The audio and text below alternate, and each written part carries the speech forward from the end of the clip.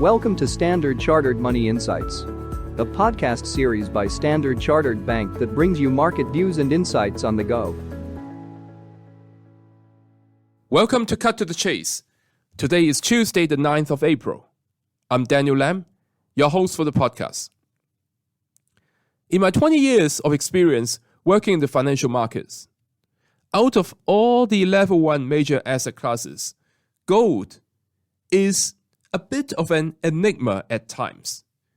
Because I remember on a few occasions, it did not do what it is supposed to do.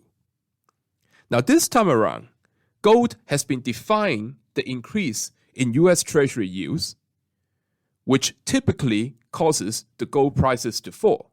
But this time, it has been rising and going to the all-time high this month.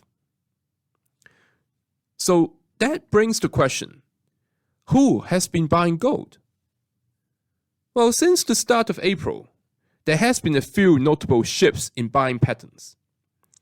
So rather than the record prices deterring buyers, appetite has actually increased and selling has been limited. Gold ETF flows have turned positive for the last 2 sessions after 10 months of outflows. Open interest has been rising, suggesting that fresh longs have been added. And most notably, US corn sales in April have already reached a 1-year high of 170,000 ounces in just 4 business days. Now, what about China?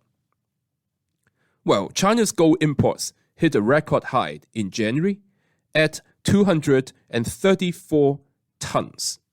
Its year-to-date imports are more than double the 5-year average. The local Shanghai Gold Exchange premium remains above the long-run average, suggesting demand or strong restocking. China's central bank has added to reserves for 16 straight months, and gold ETFs listed in China have risen for the past 3 months. So a lack of alternative investments and restocking could support further demand growth. And now the golden question. Please excuse me for the pun. And the question is, should you be buying gold at these levels? Well, in our opinion, the risk of a short-term reversal is actually quite high.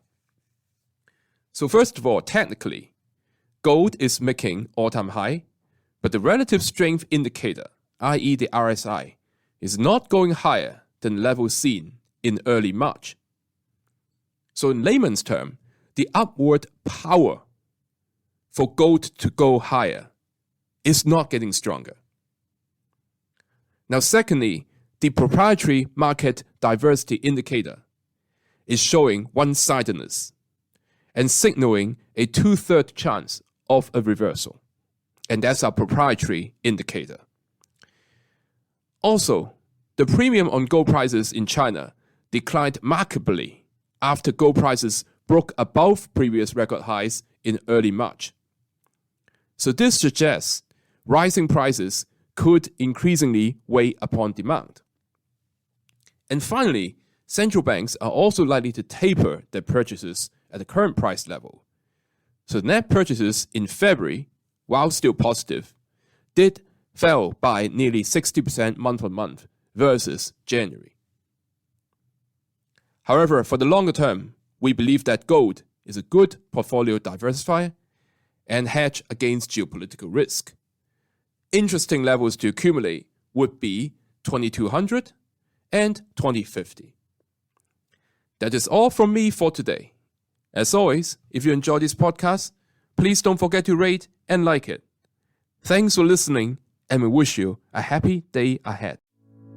Thank you for listening to Standard Chartered Money Insights, a podcast series by Standard Chartered Bank.